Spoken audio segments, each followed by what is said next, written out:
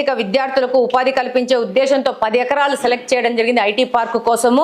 దాన్ని కూడా ప్రపోజల్స్ పంపించడం జరిగింది. తొందరలో అది కూడా మొదలవుతుంది. అలాగనే ఎంటర్‌ప్రెన్యూర్స్ తయారు చేయడానికి స్టార్టప్ కడప అని చెప్పి 10 కోట్ల రూపాయలతో, అది కూడా సిఎస్ఆర్ ఫండే, P4 మోడల్లో ముఖ్యమంత్రి గారు P4 మోడల్ని తీసుకొచ్చారు. అందులో భాగంగా స్టార్టప్ కడప బిల్డింగ్ ఈ యొక్క ఎంతూసియాస్టిక్ యంగ్ యువతకి వాళ్ళు ఎంటర్‌ప్రెన్యూర్ కావాలంటే అక్కడ శిక్షణ ఇస్తారు. ఈ స్టార్టప్ కడప పనులు జరుగుతూ ఉన్నాయి. వాటిని కూడా ఫినిష్ చేసి ప్రజలకు అందుబాటులో తేవడం జరుగుతుంది.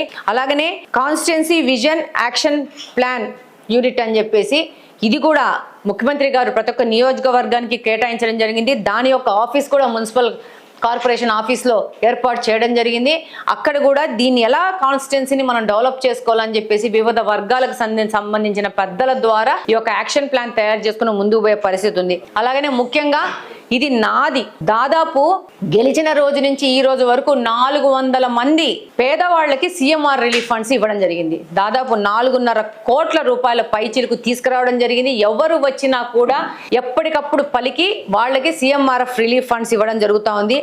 అందగానే మీరు ఇంకా ముఖ్యమైన విషయం ఒకటి గమనించాలి, రిమ్స్కి బస్సు వేయడం జరిగింది. రిమ్స్ హాస్పిటల్ అభివృద్ధి చెందాలంటే పేదవాళ్ళు పెద్ద ఎత్తున రిమ్స్ హాస్పిటల్కి పోవాల్సిన అవసరం ఉంది. పోవాలి అని అంటే వాళ్ళకి ట్రాన్స్పోర్టేషన్ ఖర్చులు లేకుండా పేదవాళ్ళు ప్రైవేట్ హాస్పిటల్స్కి పోకుండా రిమ్స్ హాస్పిటల్కి పోయే పరిస్థితి ఏర్పడుతుందని చెప్పేసి రిమ్స్ హాస్పిటల్కి ఫ్రీ బస్సు వేయడం జరిగింది. ఇంకా దీన్ని రివ్యూ చేసేసి దీన్ని ఇంకా మిగతా ప్రాంతాలకి విస్తరించి ఇంకా బస్సులు పెంచే విధంగా భవిష్యత్తులో వెళ్తామని తెలియజేసుకుంటా ఉంటాను. అలాగనే గాంజాపై పోరు, ఎవ్వరి మాట వినం. గాంజాకు వ్యతిరేకంగా పోరు చేస్తాము. గాంజాను నిర్మూలించడమే ముఖ్య లక్ష్యంగా నా ఎలక్షన్ మేనిఫెస్టోలో చెప్పాను. ఆ విధంగానే ముందుకెళ్తున్నాను. ఎవరు వ్యక్తి కూడా అరెస్ట్ చేస్తే మా పిల్లోని రిలీజ్ చేయండి, మా తమ్ముడిని రిలీజ్ చేయండి, నా దగ్గరకు వచ్చే పరిస్థితి లేదు. నేను విననని అందరికీ తెలుసు. పోలీసు వాళ్ళకి గాంజా గురించి, గాంజా సంబంధంగా ఏదైనా అరెస్టులు జరిగితే కఠినంగా వెళ్ళమని చెప్పడం జరిగింది. అదేవిధంగా గాంజా మీద మన కడపలో మీరు ముఖ్యంగా గమనించుంటారు, పెయిన్ కిల్లర్స్ ని సిరంజి రూపంలో తీసుకొని వాటిని ఎక్కించుకొని యువత నాశనం అయిపోతాను. రీసెంట్గానే నా దగ్గరకు ఒక 10 వీడియోలు వస్తే నార్కోటిక్స్ బ్యూరో హెడ్ రవికిరణ్ గారికి డైరెక్ట్గా పంపించి వాటి మీద యాక్షన్ తీసుకునే విధంగా ఈరోజు డ్రోన్లతో కడపను పర్యవేక్షిస్తున్నారు పోలీస్ డిపార్ట్మెంట్ వాళ్ళు. ఈ మధ్యనే పెద్ద ఎత్తున ఈ గాంజా సప్లై చేసే వాళ్ళను పట్టుకోవడం జరిగింది. కఠినంగా మాకు ఫోన్లు వచ్చాయి. ఏ విధమైన రికమెండేషన్స్ కానీ ఏ విధమైన దానికి లెక్క చేయకండి, వాళ్ళకి ఏ విధమైన యాక్షన్ తీసుకుంటారో చెయ్యండి అని చెప్పడం జరిగింది. అలాగనే క్రైమ్ తగ్గించేందుకు పోలీసులను కూడా కఠినంగా ఉండమని రిక్వెస్ట్ చేసుకుంటా ఉన్నాము. ఎవరు ఏ లీడర్ నుంచి ఫోన్లు వచ్చినా కూడా క్రైమ్ చేసిన వాళ్ళని మాత్రం కాపాడేందుకు సహకరించకండి, కఠినంగా పోండి. తద్వారానే మనం కడపను కాపాడుకుని ఉంటుంది. ఇంకొకటి ఏంటంటే ఈ యొక్క పనులన్నీ జరగాలంటే, ఈ గాంజా క్రైమ్ ఇవన్నీ జరగాలంటే మన యొక్క కడప నిఘా వ్యవస్థలోకి వెళ్ళాలి. నిఘా వ్యవస్థ రాయాలంటే కడప మొత్తము సీసీ కెమెరాలతో నిర్బంధం చేసుకోవాలి. నిర్బంధం చేసుకుంటేనే రేపు ఇలాంటి పనులు చేయాలనుకున్న యువతకు ఒక భయం అనేది ఏర్పడుతుంది. చేయాలనుకున్న వాళ్ళు 100 మంది చేయాలనుకుంటే అందులో 90 మంది భయపడే పరిస్థితి వస్తుంది. బ్యాలెన్స్ 10 నిఘా వ్యవస్థ ద్వారా పట్టుకోవడం జరుగుతుంది. సో పోలీసు వాళ్ళకు కూడా ఒక నిఘా వ్యవస్థ ఉంటే వాళ్ళు కూడా యాక్షన్ ప్లాన్ చేసి వాళ్ళ మీద యాక్షన్ చేయాలంటే కూడా వాళ్ళకు కూడా ఈజీ ఉంటుంది, ఎవిడెన్స్లు ఉంటాయి. ఇదంటే దీనికోసము P4 మోడల్లో 100% కడపలో ఉన్న ధనిక వర్గం నుంచి చందాలు వసూలు చేస్తాము. డెఫినెట్గా కడపను ఈ యొక్క సీసీ కెమెరాల నిర్బంధంలోకి తీసుకొస్తాము. సీసీ కెమెరాలు పెట్టి ప్రజలకి, పోలీసు వాళ్ళకి, ఇక్కడ ఉన్న మహిళలకి, యువతకి వాటి గిఫ్ట్గా ఇస్తాం. ఇందులో ఎవరు ఏ విధంగా ఎన్ని ట్రోల్స్ చేసుకున్నా ఎనికి తగ్గేదే లేదు. ఇది చేసి తీరుతామని మరొకసారి గట్టిగా చెప్తా ఉన్నాను.